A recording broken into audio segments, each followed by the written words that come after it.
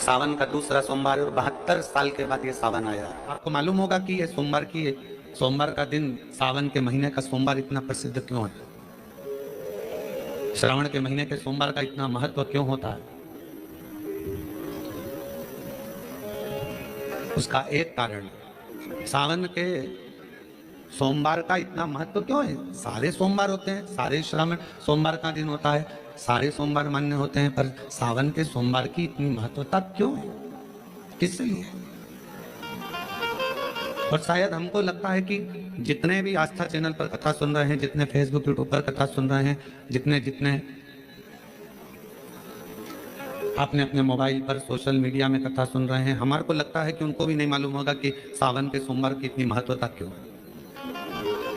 किस लिए? सावन के सोमवार की महत्वता इसलिए है कि भगवान देवादिदेव महादेव का विवाह ख्याति देवी लक्ष्मी जी से करना चाहती थी, पर माता लक्ष्मी ने, भगवान शिव ने माता लक्ष्मी का चेहरा देखा, पढ़ लिया कि ये तो भगवान नारायण के स्नेह है, और भगवान नारायण लक्ष्मी जी से विवाह करना चाहते। और दोनों के विवाह की बात भगवान देवादिदेव महादेव ने माता ख्याति देवी से कह दी कि इनका विवाह करो। अब माता लक्ष्मी जी ने बड़ा निवेदन करा, आपने हमारा विवाह भगवान नारायण के साथ में कर दिया, हमारे मन की बात को रख लिया, बड़ी कृपा करी भोले बाबा, मेरा मन है मैं आपके चरणों की सेवा करूं, मुझे कोई सेवा आपकी बताओ। शिव मंदिर में कभी भी जाकर पंडित जी से मत पूछना कि यहाँ की कोई सेवा मुझे बताओ। भगवान के अन्य मंदिर होंगे तो वहां जाकर पूछना, देवी जी के मंदिर में यहाँ सेवा बताओ, राम जी के मंदिर में पूछना यहाँ सेवा बताओ, भगवान कृष्ण के मंदिर में पूछना हमारे लिए कोई सेवा बताओ, भगवान दत्त के मंदिर में पूछना हमारे लिए सेवा बताओ। सारे मंदिरों में जाकर कहना कि हमारे लिए सेवा बताओ, और शिव जी के मंदिर में जाकर मत कहो कि हमारे लिए सेवा बताओ। वहां तो झाड़ू उठाओ, सेवा में लग जाओ, वहां तो निर्माल्य पड़ा है उसको उठाओ, विसर्जन में ले जाओ, वहां पोछा उठाओ, पोछा लगाना प्रारंभ कर दो, शिव जी का श्रृंगार करना प्रारंभ कर दो, शिव जी का सुंदर स्नान कराना प्रारंभ कर दो। शिव मंदिर में सेवा पूछी नहीं जाती, सेवा करी जाती है। शंकर के मंदिर में कहना ना पड़े कि तुम्हें यह कर। शिव मंदिर में जाकर कभी नहीं पूछना कि मुझे सेवा क्या करना, शिव मंदिर में तो जाकर सेवा का क्रम करो। अब लक्ष्मी जी पूछ रही हैं भोले बाबा से, आप मुझे बताओ, मैं आपकी सेवा में लगना चाहता हूं। शिव जी ने कहा कि मैं क्या सेवा बताऊं, आप जाओ भगवान नारायण की सेवा करो। कल लक्ष्मी जी ने सोचा कि देवादिदेव महादेव मुझे सेवा नहीं बता रहे हैं। सावन का महीना था, सोमवार का दिन था, माता लक्ष्मी पूरे सावन के महीने में शिवालय में जाती, शंकर जी के कैलाश पर्वत पर जाकर खूब सेवा करती। खूब प्रथम सोमवारी निकल गई, द्वितीय सोमवारी निकल गई, तृतीय निकल गई, चतुर्थ आ गई, सोमवारियां निकलती चली गई। सावन का आखिरी सोमवार, देवादिदेव महादेव प्रसन्न हो गए, लक्ष्मी को बुलाया, हे लक्ष्मी, पूरी दुनिया में केवल महासंबोधन मेरे नाम के आगे लगा है, लोग मुझे देवादिदेव महादेव कहते हैं। सारी पुराणों को केवल पुराण कहा जाएगा, पर शंकर की पुराण को भी महासंबोधन से संबोधित किया जाएगा, शिव महापुराण। लक्ष्मी, मुझसे जो जुड़ा हुआ है मेरे नाम के आगे महासंबोधन लगा हुआ है, लोग मुझे महादेव कहते हैं। पर लक्ष्मी, तूने पूरे श्रावण के महीने में मेरी सेवा करी है, और आज सोमवारी के दिन तूने मेरी अविरल भक्ति को धारण करा है, बिना पूछे सेवा में, बिना दिखावे के तल्लीनता से सेवा करी है। मैं अपना महासंबोधन दुनिया में किसी को नहीं देता, आज तुझे दे रहा हूं। और लक्ष्मी केवल लक्ष्मी नहीं रही, उस दिन से लक्ष्मी मां लक्ष्मी, लक्ष्मी केवल लक्ष्मी नहीं रही, उस दिन लक्ष्मी महालक्ष्मी के संबोधन से प्रकट हुई। आज महासंबोधन लक्ष्मी जी को अगर किसी ने दिया तो भगवान देवादिदेव महादेव ने दिया। और वह महासंबोधन कब मिला? सोमवार की, इस श्रावण के सोमवारी के दिन जो हम व्रत करते हैं, साधना करते हैं, उपास करते हैं, अर्चना करते हैं, पूरे वर्ष आप सोमवार का व्रत करते हैं कि नहीं करते वो पता नहीं, पर सावन के महीने में 4-5 जो भी सोमवार पड़ जाएं, अगर उस पर अगर आपने व्रत कर लिया, व्रत को धारण कर लिया या शिवालय के जाकर भगवान शंकर की आराधना कर ली, तो पूरे वर्ष के सोमवार का फल सावन के महीने के 5 या 4 सोमवार में प्राप्त होगा। श्रावण के सोमवार की इतनी महत्वता है। सावन के सोमवार का महत्व क्या है, कोई आपसे पूछे तो आपको बताना चाहिए कि इस दिन लक्ष्मी को महालक्ष्मी कहा गया। शिव जी ने शिव के दरवाजे पर जाकर केवल आप सेवा करो, शिव के दरवाजे पर जाकर आप केवल जल अर्पित करो, शंकर जी की चौखट पर जाकर आप नमन करो, देवाधिदेव महादेव के शिवालय में जाकर प्रणाम करिए। भगवान शंकर की चौखट पर द्वार पर अगर आप जा रहे हो, 3 चीजें आपको मांगना नहीं पड़ेगी। जैसे लक्ष्मी जी ने शिव जी से नहीं मांगा कि मुझे महासंबोधन दो, लक्ष्मी जी ने नहीं मांगा कि मुझे भगवान विष्णु दो, लक्ष्मी जी ने नहीं मांगा कि मुझे ये देना। लक्ष्मी जी तो शंकर भगवान की सेवा में लग गई, तो लक्ष्मी जी को 3 चीजें अपने आप मिल गई। एक शांति हृदय की, दूसरा दिशा, लक्ष्मी जी को कहाँ जाना है, और तीसरे नंबर पर सफलता। माता लक्ष्मी केवल लक्ष्मी नहीं रही, उनको महालक्ष्मी कहा गया। महा अभी तो कितना सुंदर है सावन का महीना, सुंदर है सावन का महीना, और वो महीना जो भगवान शंकर को सबसे ज्यादा प्रिय है, बहुत प्रिय। कारण माँ सती, माँ उमा, माँ कात्यायनी, माँ कुष्मांडा, माँ स्कंदा, माँ महागौरी, जितनी जितनी माता पूर्व में हुई हैं, जो शिव जी के साथ में बिहाई हैं, शिव को जिन्होंने अपना बना लिया था, उन सभी माताओं ने सावन के महीने में शंकर भगवान को प्राप्त किया था, और शिव जी ने सावन के महीने में ही उनको अपना बना लिया था। और ये बात भगवान शिव ने स्वयं कही, स्वयं भगवान शंकर स्वयं नंदी से ये बात कहते हैं, नंदी मुझे श्रावण अति प्रिय है। नंदी ने पूछा क्यों, तो कहा इस श्रावण के महीने में मेरी अर्धांगिनियां मुझे भजती थी, उनको मैंने स्वीकार किया था, और यही सावन के महीने में चराचर जीव, आप देखिएगा गर्मी के समय में छोटे छोटे जो जीव जंतु सब, जितनी गर्मी पड़ती है सब मर जाते हैं। बोलो मरते कि नहीं मरते।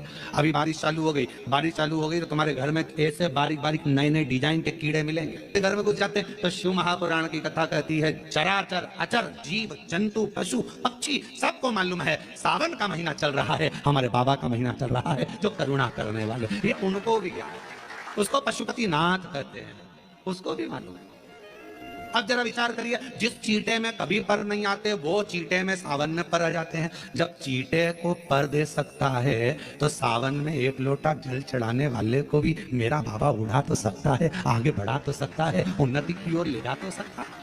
वो शिव तत्व है। उसी तरह भगवान तुम्हें एक बार का वैभव दे देता है, एक बार का धन दे देता है, एक बार की दौलत दे देता है, फिर लोग उसको भोगने लगते हैं, और भोगते भोगते आखिरी में एक दिन ऐसा आता है कि डब्बा खाली हो जाता है। डब्बा खाली होता है, फिर रोने बैठ जाता है, तकलीफ आई, फिर लोटा लेकर भागता है। शिव जी कहते हैं जो मेरे मंदिर में, मेरी कथा में, मेरे रस तत्व में हमेशा एक जैसा लगा रहता है, उसकी जिंदगी को भी मैं हमेशा उन्नति की ओर बढ़ाते बढ़ाते अग्रणता में लेकर चले जाता, फिर उसको डाउन नहीं कर देता, उसको नीचे नहीं आने देता।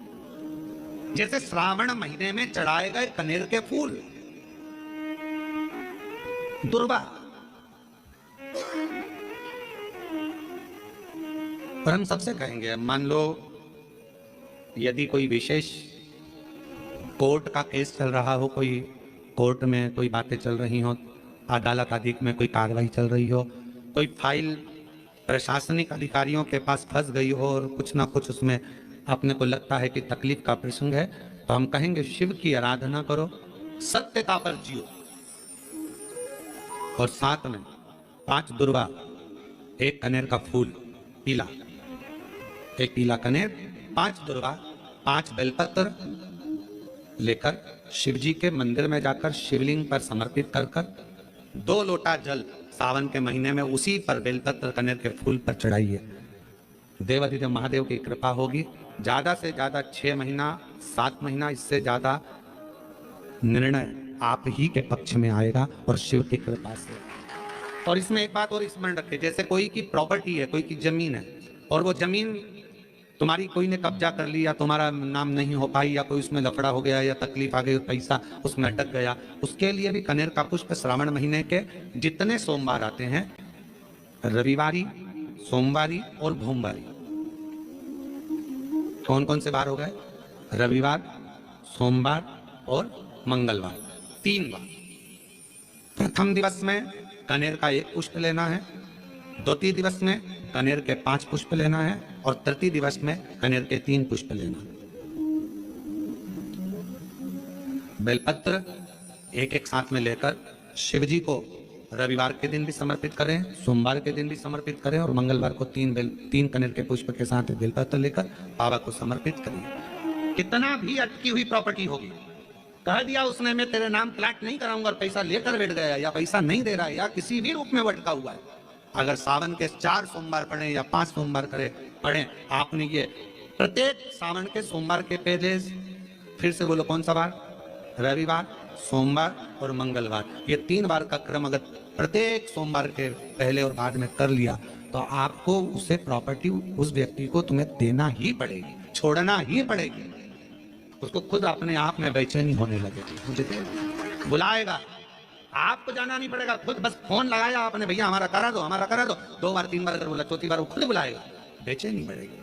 मेरा बाबा उसको खुद खल बुलाते थे, शिव शिव है, उसको कहते सत्यम शिवम शंकर शंकर। श्रावण के महीने में जो भी दूसरा सोमवार पड़े, जो भी पड़े श्रावण के महीने का दूसरा सोमवार, आप सबको पहले भी श्रावण के महीने में जो कथा कही उसका व्याख्यान वर्णन करा कि श्रावण का महीने का महत्व क्या है, वो भी आपको ऑनलाइन महीने में, श्रावण के महीने में जो भी दूसरा सोमवार पड़े, जो भी पड़े श्रावण के महीने का दूसरा सोमवार, आप सबको पहले भी श्रावण के महीने में जो कथा कही उसका व्याख्यान वर्णन करा कि श्रावण का महीने का महत्व क्या है, वो भी आपको ऑनलाइन कथा में आप लोग सुन चुके हैं, लाइव कथा। श्रावण का पूरा महत्व बताया था, श्रावण के महीने में शंकर भगवान को पूरा लेखा जोखा का भार प्रदान किया था। दूसरा सोमवार, श्रावण के महीने का जो दूसरा सोमवार होता है, उस दूसरे सोमवार में रात्रि के समय पर, अर्थात शास्त्र का वो घड़ी और पल का स्मरण करेंगे तो रात्रि के बजेंगे 10 से 12 बजे, 10 से 12 के बीच धतूरे के साथ बाबा को शुद्ध समर्पित होता है।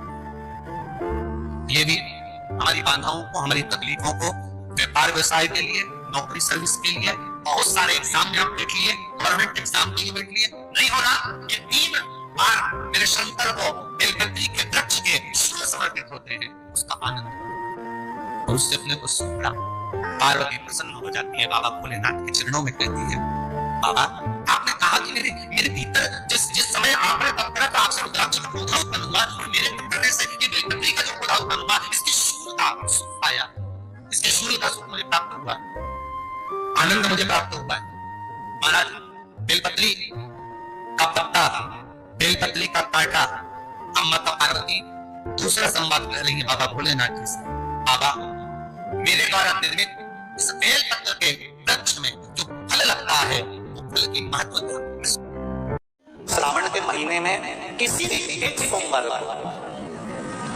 अगर व्यापार नहीं चल रहा है, नौकरी नहीं मिल रही है, तो कोई तकलीफ आ रही है, तो कोई कष्ट आ रहा है, कोई रोग बढ़ रहा है, डॉक्टर से ऐसा लग रहा है कि ये बड़ी बीमारी बताने वाला है, शरीर में कोई गांठ बढ़ गई है और वो जांच के लिए गई है, तो बिल्कुल श्रावण के महीने में किसी भी एक सोमवार को गंगा जल लेकर जाइए शिव मंदिर में, शंकर जी के मंदिर में थोड़ा सा गंगा जल नंदी को समर्पित कर, थोड़ा अशोक सुंदरी को समर्पित कर, थोड़ा गणेश और कार्तिकेय को समर्पित कर, थोड़ा सा गंगा जल जया विशाला शामरीवारी गौतली और देव को समर्पित कर, थोड़ा सा गंगा जल शिवलिंग को समर्पित कर दो। उस गंगा जल को अपनी झेल कर लेकर आओ, 3 दिन तक लगातार उस गंगा जल को पीना प्रारंभ करो। उसके बाद जांच के लिए आप कहीं पर भी जाइए, बाबा कृपा जरूर करेगा। ये निश्चित, ये शिवलिंग जलाधारी, यहाँ से जल अशोक सुंदरी के पास में से नीचे की ओर गिर रहा, ठीक है।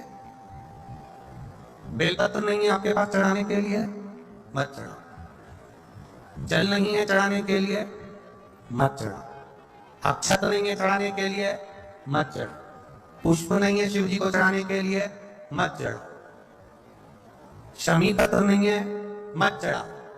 पर किसी शिवालय में, किसी शंकर के मंदिर में अगर तुम गए हो, तुम्हारे पास में कुछ भी नहीं है, जो भी भगवान का दर्शन तुमने किया है, तो यहाँ से जो पानी नीचे गिरता है, उस गिरने वाले स्थान पर मात्र अपने हाथ का 3 बार स्पर्श कर बाबा से दिल की बात कहकर जाओ, बाबा पूर्ण कर देता है। वो सहज प्रसंग है। पहला दिन एक बेलपत्र शिव को अपनी मनोकामना कर रोग धोग बीमारी तकलीफ कष्ट दूर करने के लिए शंकर के शिवलिंग पर अगर बन सके तो मंदिर में, आप लोग तो यहाँ हैं तो देवादेव महादेव का अंकर शंकर को चढ़ा, और अगर बेलपत्र नहीं हो तो बेलपत्र जो चढ़ी हुई हो उसी को धोकर वापिस चढ़ा। और सावन का महीना है, दिल से बाबा को श्री शिवाय नमस्तुभ्यं। दोस्तों हर हर महादेव। 21 जुलाई सावन का दूसरा सोमवार, 70 साल बाद ऐसा संयोग आया है। एकादशी कमिका एकादशी के दिन करें बेलपत्र और दुर्वा का महा उपाय। लक्ष्मी प्राप्ति, व्यापार वृद्धि तथा रोग मुक्ति हेतु यह उपाय अवश्य करें। हर हर महादेव। 2 लोटा जल शिव मंदिर में जाकर अवश्य चढ़ाएं। सावन में इसकी बहुत महत्ता है, इसलिए सावन में व्रत करें न करें लेकिन 2 लोटा जल अवश्य कराएं। जितने सावन सोमवार पड़े उसमें शिव जी लिंग पर जल अवश्य चढ़ाएं। हर हर महादेव।